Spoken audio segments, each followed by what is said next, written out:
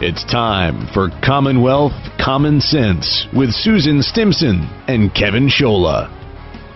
Hey, Susan Stimpson, how are you? I'm doing great, Kevin. Nice to be with you tonight. I know you want to talk today about a group that you think may be key as we move forward, all these pressing issues affecting our country right now, and if there is light at the end of the tunnel, you think you may have found a group that may be able to dig us out of this hole, or should I say has to, or else?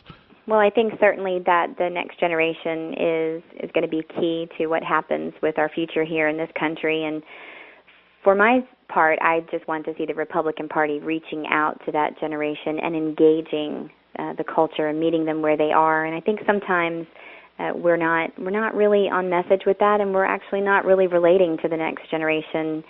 And there was an opinion piece today in the Wall Street Journal, and it was actually an interview with Stanley Druckenmiller. And he was talking about how Washington really redistributes income and just talking about how it's the baby boomer generation that's ripping off the future generations because of what is happening with entitlements, and the politicians don't have enough guts to really start fixing this problem, that we cannot sustain what's happening with entitlement spending, and future generations, when they reach the retirement age, there's just no way that the system is even going to be solvent as far as the entitlements that are available today. So young people or millennials, those who choose to be involved, some are apathetic, some not involved in the political process, but those that are involved are getting false information from people who they're taught to respect and listen to, right? These baby boomers, they're elders. Part of it, and maybe part of it is as well that they're not really extrapolating it out to when they retire. And what Mr. Druckenmiller has found, he is going around to different universities and just meeting with the younger generation and just enlightening them on what exactly is happening with the entitlement spending and what it's going to mean for them as they become older, start raising their families, and think about their own retirement. And he said there's just a really positive energy and a response, and these kids want to know how they can start a movement, and he just believes that obviously is up to them. He told them that they were able to stop Vietnam without Twitter or Facebook, so he feels confident that that the younger generation can become engaged in this. But one specific reform that he mentioned that he thought Paul Ryan should really hone in on was with the entitlement, looking at the income levels. This man is a billionaire, and he's going to start collecting a $3,500 Social Security check every single month.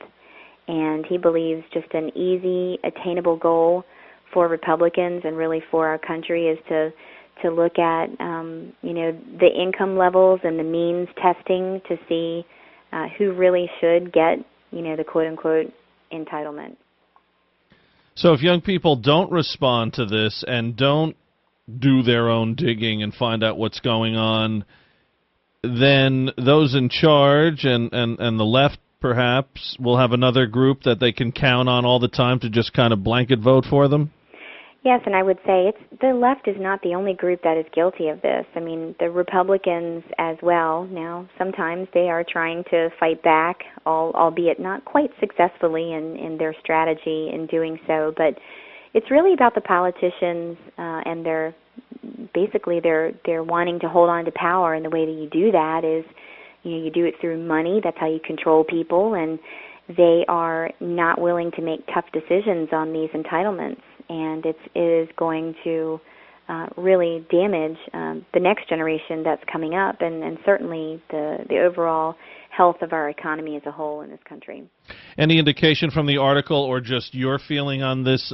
Maybe those who were at the event listened here, but how do we reach people on college campuses? I think that's key. A lot of times we've seen a lot of political figures that perhaps we agree with just steering clear of college campuses and not speaking to young people, while others are out there all the time inundating them with information that is incorrect or information that goes against our policies and our Constitution.